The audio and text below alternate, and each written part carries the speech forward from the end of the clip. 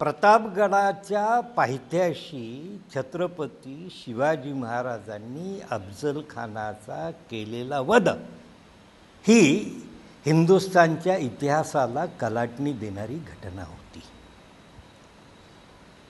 हा अफजल खान कोण होता? तर तो कपटी होता, विश्वासघातकी होता, धर्मांध होता. ज्या अफजल खानाने शिवाजी महाराजांचे वडील शहाजीराजे यांना विश्वासघाताने कैद केलं होतं, याच अफजल खानाने शिवाजी महाराजांचे बंधू संभाजीराजांची हत्या घडवून आणली होती. शेऱ्याचा राजा कस्तुरीरंग याला विषप्रयोग केला होता. शिवाजी महाराजांची कुळस्वामींनी तुळजाभवानी आणि पंढरपूरच्या पांडुरंगावर हल्ला केला होता.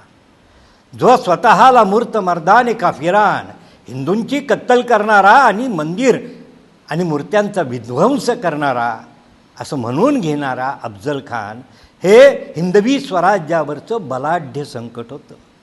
ज्या अफजल खानाने औरंगजेबाला कैद केलं होतं, अशा बलाढ्य अफजल खानाला शिवाजी महाराजांनी प्रतापगडाच्या पायथ्याशी ठार केलं.